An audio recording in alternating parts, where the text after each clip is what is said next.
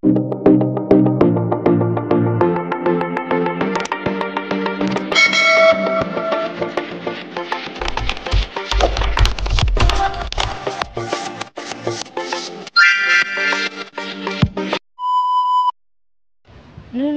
ang isip niya dahil sa iyo, lalo na kapag siya ay nasa malayo or hindi kanya kasama.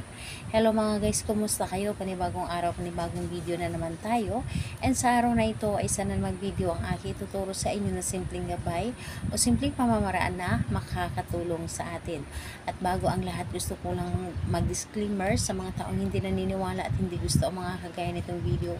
Please skip this video and maghanap kayo ng videos na gustong gusto nyo, dahil ang video na ito ay para lamang ito sa mga taong naniniwala and gusto mag-try. Sa lahat po ng mga nagko-comment dito sa aking video dito sa loob ng aking channel, mag-ingat sa lahat ng mga nagre-reply sa inyo na dinadala kayo sa kanilang WhatsApp and Imo app upang makaiwas po tayo sa scam. Ngayon ituturo ko sa inyo paano lulutang ang isip niya kapag hindi kanya makikita or hindi kanya makakasama. So dito po ay pwede itong gawin sa parehas ang kasarian, babae to babae, and lalaki to lalaki, and syempre naman sa ating babae at lalaki na mag-partner.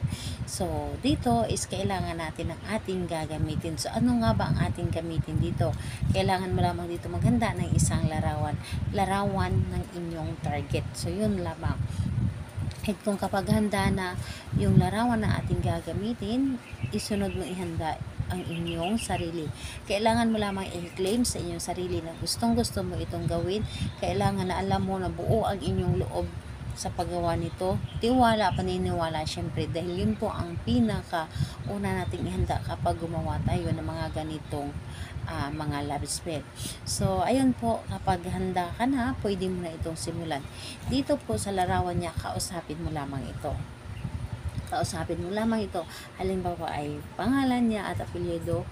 Sabihin mo nito, sa pamamagitan nito lulutang ang isip mo kapag hindi mo ako kasama. Ako lamang ang iisipin mo, lalo na kapag ikaw ay nasa malayo. Gusto mo ako makasama, gusto mo ako makita, gusto mo ako makausap, ako lamang ang gusto mong kasama at hindi ka sasaya kapag hindi mo ako makikita. Ang isip mo ay akin lamang, ang puso mo ay akin lamang. So yun po ang sasabihin po ninyo. And yung larawan, ang larawan na ito na inyong kinausap, yung labasan ng inyong bahay. Halimbawa, yung lupa. Paglabas niyo sa inyong pintuan, may lupa doon sa may apakan. Doon mo po ito ibaon. Ibaon po ninyo ang larawan niya. And ayun po, dapat na ibaon mo ito na walang makakakita. And asahan po ninyo, yung taong ginawan mo nito, lulutang yung isip niya. Yung tipong hindi niya kayang magiging masaya na hindi ka kasama. Dahil para sa kanya, ikaw lamang ang kaligayahan niya. Para sa kanya, ikaw lamang ang para sa kanya. Yung tipong hindi siya magiging masaya kahit na yung mga barkada niya ang kasama niya.